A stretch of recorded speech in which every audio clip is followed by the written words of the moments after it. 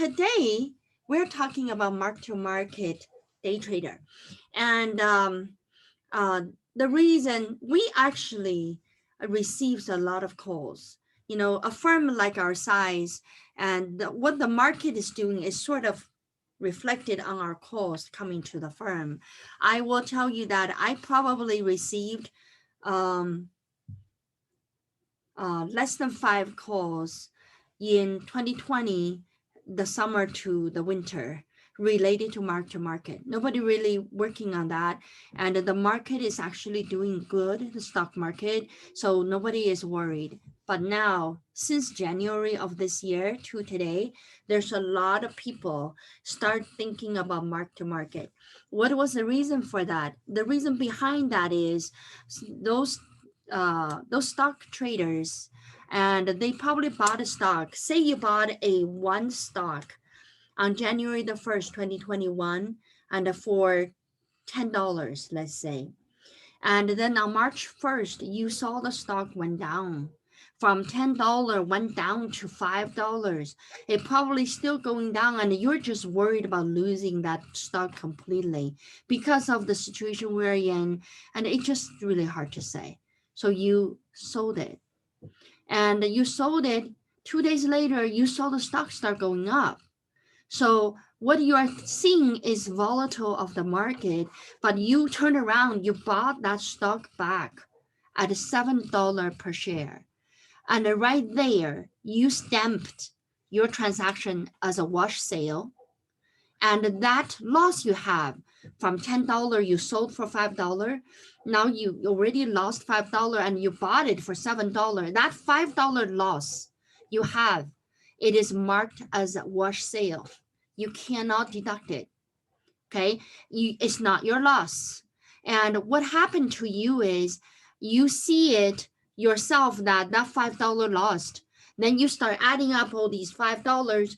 You came to me and say, Ying, I lose so much money and I want to do mark-to-market election. So you did research, you understand the concept. So you now classify yourself as day trader and you want to do mark-to-market election. So what that does to you is your $5 loss in that scenario, and it's actually becoming a loss that you can reverse your income. So you turned your wash sale loss that disallowed to become a ordinary business loss. That's what you're doing. That's what you're thinking.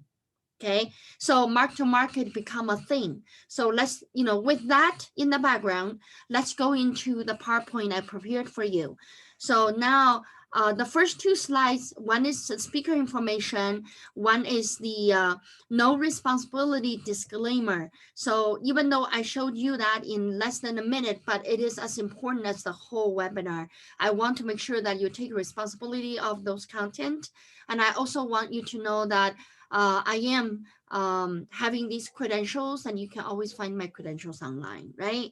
So so you can, out of what I say, you can give a certain assurance, knowing that at least I have that experience. What I'm speaking is more of my study result and experience. I wouldn't say just my study result, it's actually my whole firm. Because when I'm here talking to you, I have so many people behind me to give me the document and, give me the content and tell me who called for what issue so we can talk about it.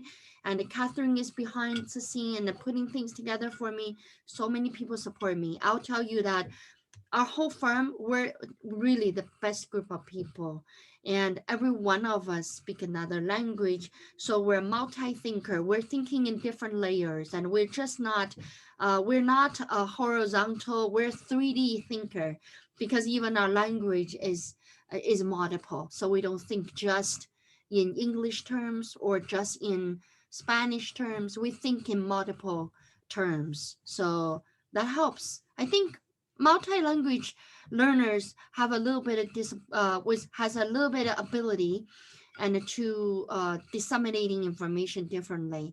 I can't describe that. That's a human study, but I felt that way myself. So here we go. And the next slides, next 3 slides, you can see it is all about rate.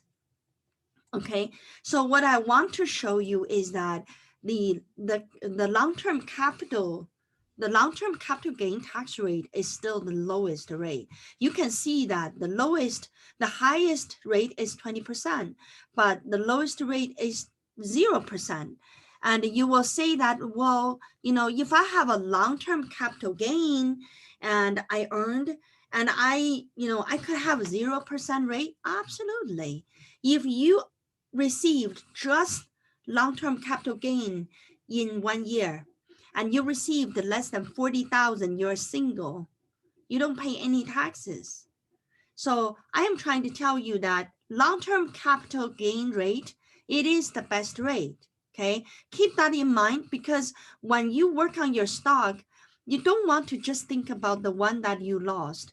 There are some portfolios you should hold on your personal name, and you don't want to do a mark-to-market election, because those long-term capital gain rate are so beneficial. If you are going to do a long-term investment, which is more than 1 year holding time, right? More than 1 year, then you actually can get that for free, folks. Okay, just be sure you understand why I'm showing you the rate. The short-term capital gain rate, for that example I gave you, remember we bought on January the 1st for $10 and we sold on March 1st for $5. So I had a capital loss. But what if I sold for $15? I have $5 capital gain. That is a short term because it's not more than a year, right? So when I have a short-term capital gain rate, I am still having relatively low rate because the rate is going up slowly, but it still goes up. See, short-term capital rate, it still goes all the way up to 37, and your regular income tax rate, it goes to 37 too. But look at this, your regular income tax rate goes up to 37, it's a 500,000. It's like $500,000 regular income, right? But if you look at your capital, oh, I really need to get rid of the middle thing in there. Oh, it's gone. Okay. If you look at your short-term capital gain rate and you look at the highest rate right here, it says that over, and this is how you read. I know this is the chart is not very good. So merit file, we're just gonna do single. Okay. So for single filer, and if you have that over 500,000 and then your rate is 37%, okay? So this is the same rate as what we have on the regular income tax. See, 37 single. Did you see that right here? Okay, so the short-term capital gain, it graduates slower than the income tax rate, but it can get to the income tax rate when you are making so much of short-term capital gain. And of course, and people want to make the loss into a mark-to-market kind of setup because you can treat that as a regular income or regular losses. When you have regular losses, what does that mean? There are losses that I could not take this year. This is a very typical complaint people have. Then they go into wash sale thinking. Okay, so wash sale, basically like the example I give you. And look at this. January the 1st, you bought for $10. And March 1st, you sold for $5. But immediately, you bought the similar stock back for $7. As soon as you do that, the system, the financial institution system will mark that $5 you sold, change that from short-term capital loss to wash sale loss, disallowed. Okay. But do they really disappear? Do you really lose that $5 capital loss? You did not. Let me tell you what the system does. What the system does to you is that they know that you lost $5. You also spend $7 to buy. So your basis for that stock, it is $12. What so-called basis is the price you purchase. So the system will make sure it documents your new base is $5 plus 7 is 12. So when you sell it in the future, let's say if you sell it a year later, you make that a long-term capital gain, then that capital gain, let's say you sold it for $20. Then your capital gain is only $8. It's not it is going to be minus the $12, not just minus the $7, because it includes that $5 for you. Okay, so this is what I want you to really understand, that because you cannot blindly thinking, oh, my wash sale got disallowed, so I am not going to deduct those loss. I lost it, and let's just do mark-to-market election. No, don't do that if you don't know why. There has to be other reasons to do mark-to-market election. But just because you have your wash sale disallowed, but your bases are different, and you will have less gain to report taxes in the future when you sell that stock. Okay, folks? So I hope this is a really good talk for you to understand what we mean by my wash sale loss is disallowed. Does that mean you lost it? No, you didn't. It got added to your basis for your stock. Okay, if you say, well, I know it didn't add because I know my statement, it didn't happen, then that's a good question to your financial institution to ask how and why you could not see it. And it is really, I trust those financial institutions, and they run billions dollars. They can't afford to do that wrong. So they must have a way to do it, and maybe just you don't see it. So make sure that you question that. Okay. Now, in order individual like you and me to elect mark-to-market, you need to be a day trader. So what is the day trader? So the next two slides, I talk about day trader. So are you day trader and are you an investor? So the fundamental difference is that if you are a day trader, you are a businessman. But if you are an investor, you are an investor. You receive the money passively, so you don't need to pay self-employment tax if you make money. But if you lose money, sorry, because you are passive, we only allow you to deduct $3,000 loss a year, no more. For that, if you have more losses, you keep it in the system. Wait until one day you make a lot of passive gain so you can offset them, or you're just gonna bleed the $3,000 losses every day, every year. There's no more to come out. Okay, but if you are a business trader, you're a businessman, and that losses will immediately offset the profit or the earning you have on your tax return. For example, if you have a job that pays you $40,000 a year, but that job is a nighttime security guard and you don't work during the day, so you got into day trade and you day trade every day, all the time. Obviously, you're a day trader, you have another business during the day. And this year, you have so much losses on wash sale, and your capital gain doesn't look good. You don't think you're going to have anything to gain. So you decided to elect to mark-to-market, be it honor yourself for the day trading business and getting into the business, and you had a $60,000 loss.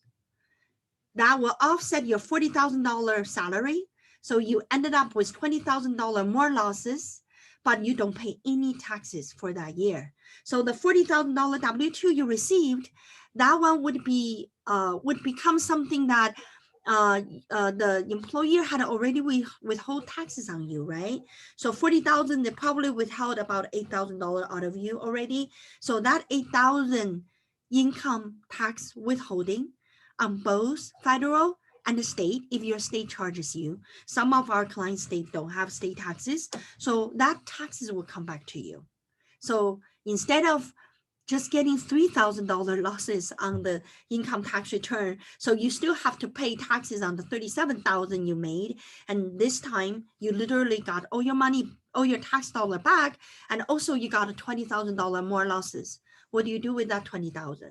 So in my webinar today, I tell you that you will go back to amend to change your 2019 taxes, 2020 taxes, to the last year taxes, to do a $20,000 deduction. So get more refund back, right?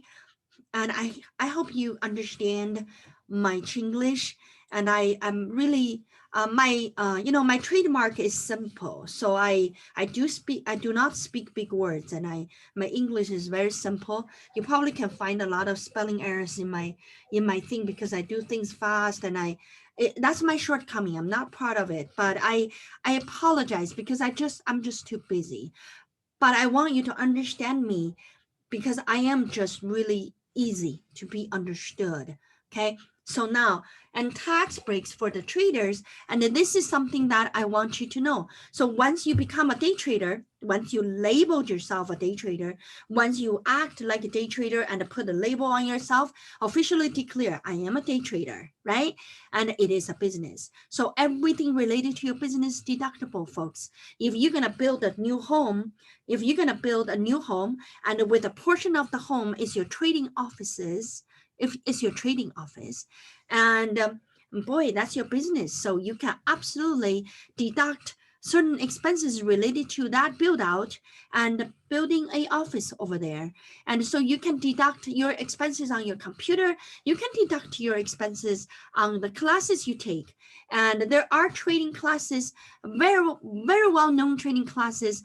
And, New Start is one we know, and there's other ones. So those fees that you paid for that classes is deductible, right? Because you're learning.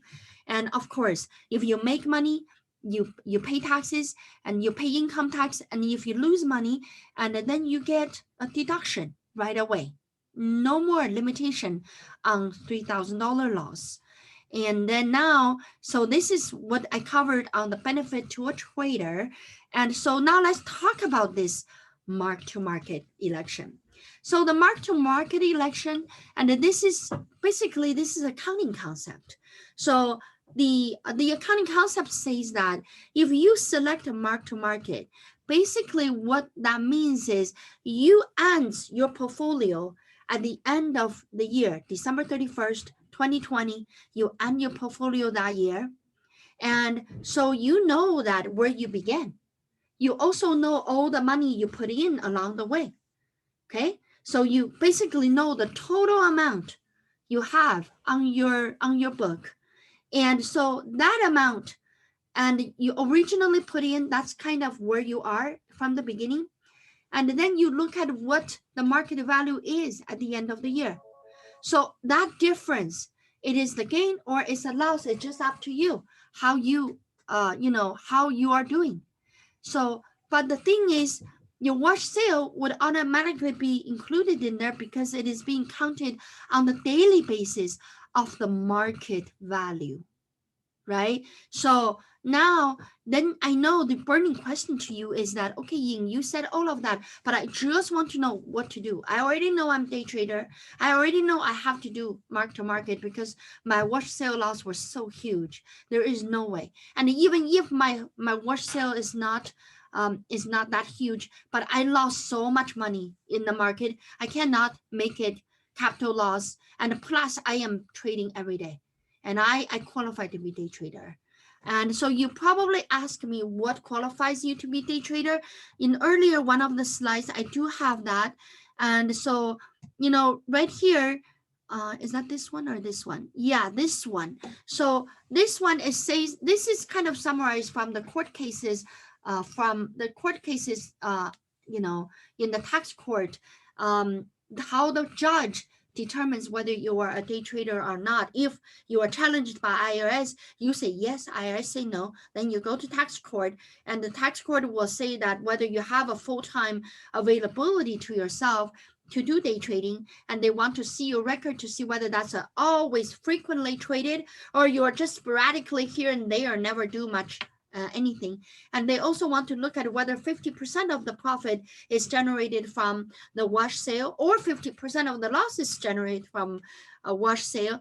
But remember, they also want to look at how many, the average holding period you have. If you're a day trader, obviously you're not going to be holding things like a couple years, right? So if you hold things too long, and the benchmark is 31 days. If you hold your transaction for a month and more, then you're not day trader. But if you hold it less, you are day trader. And they look at your overall transaction in record. So now let's go back to what exactly we do if we decided all of that and we're good and we're gonna be a day trader. So here, to market, to do this election for 2021, we're talking about this year. The reason I'm not talking about 2020, because I know you already have a result for 2020, and some people wants to elect for 2020, and that is not automatic. That is what we called retroactive election for wash sale, and it is not a guarantee that you will be approved. Of course, you have every right to do that.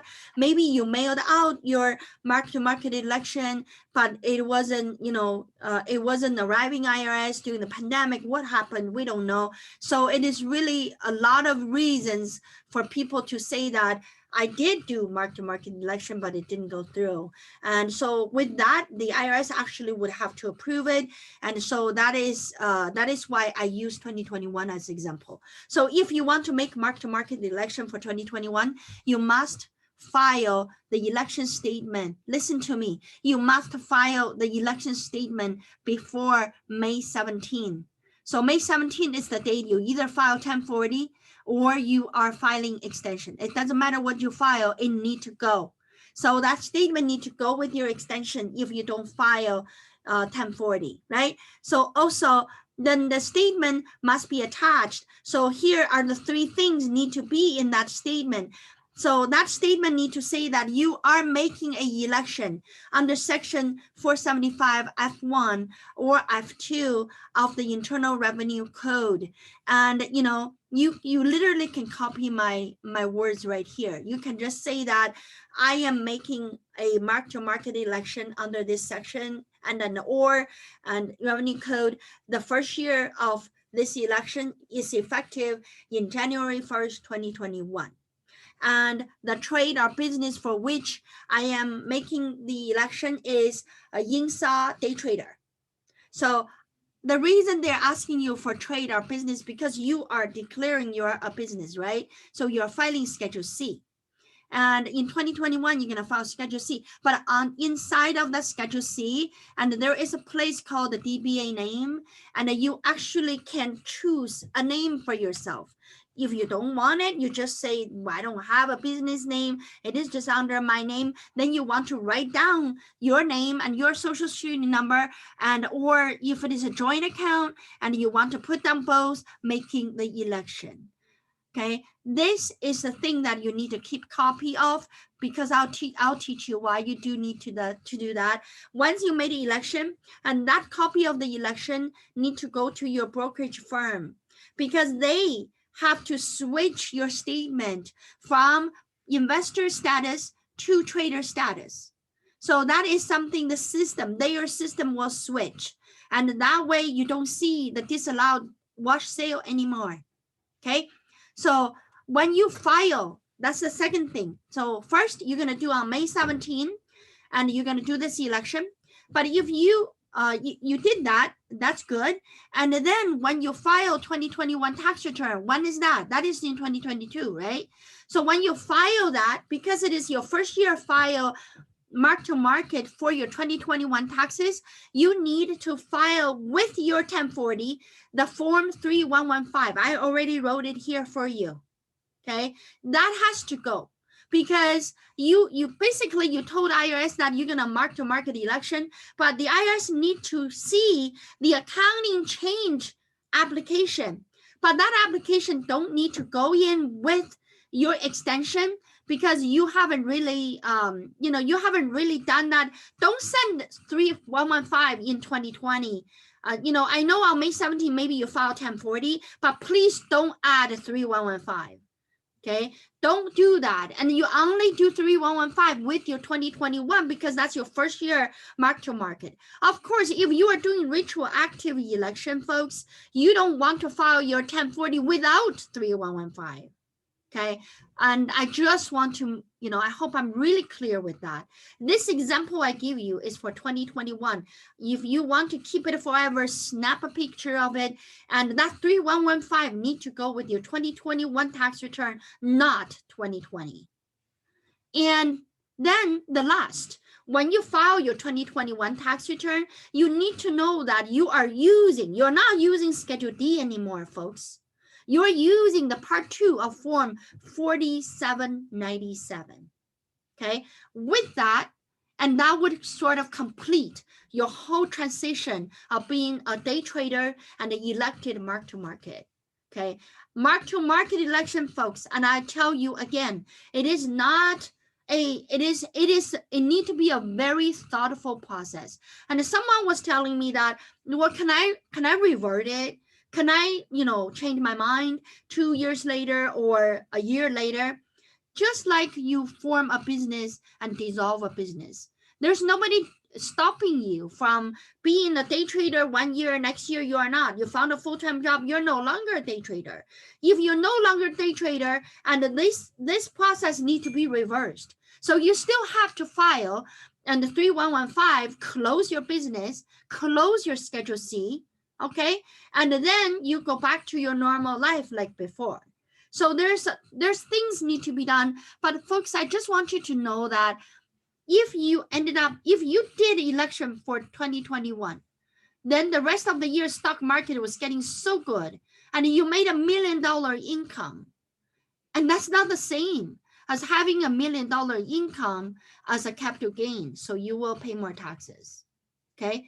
Because regular gain means more taxes. But if you really get into that situation, you made $2 million mark-to-market method and the day trader job, you made that much money, I would say that hurry up and invest in some properties, and so you can get some deduction on your depreciation. So you just have to keep on thinking of your situation, and affiliated with people like Community CPA.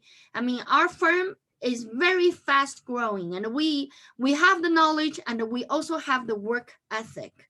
I will tell you that everyone in our firm, we have the best work ethic on the market. And our people don't take 15 minutes coffee break every hour, and which they are people and working out there and demanding employer to do that. I mean, I don't appreciate that, because I do believe work is not work, and work is something that we access our mind. We build our mental, our mind, our knowledge. It's a process of human being and making a good living. It is not about employer owe me or employee owe me. So it doesn't really work that way. So with that kind of work ethic in our firm, we are a good firm. And that's why there's more and more people coming on to working with us. And we're just a bunch of very successful people here. So I pulled this slice out to just tell you that mark-to-market accounting provides a type of tax loss insurance, as the losses can be carried back 2 tax years. I just want to leave it that way because it is a statement I heard other people saying. I thought it was a good statement. And because when you have a big loss in 1 year, and your last year was a very big gain, you paid a lot of taxes. So if you do the mark-to-market election, you qualify to become a day trader, then you can take that loss and go back to prior years to get your tax return back. So we are a minute over 30 minutes, my dear. And this is the information. You can contact us. And remember, I said you can always contact us you can always check us out on YouTube, right?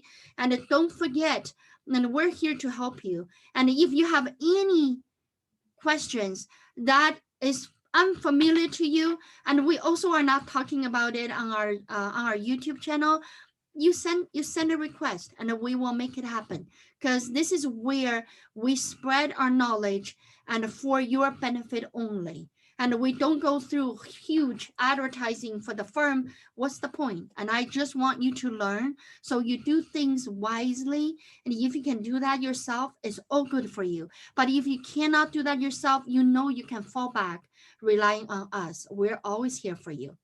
Okay, folks. So let's end up today, and I wish you a good week, and I will see you on Saturday. I do another talk on Saturday. Okay, I'll talk to you again. Bye-bye.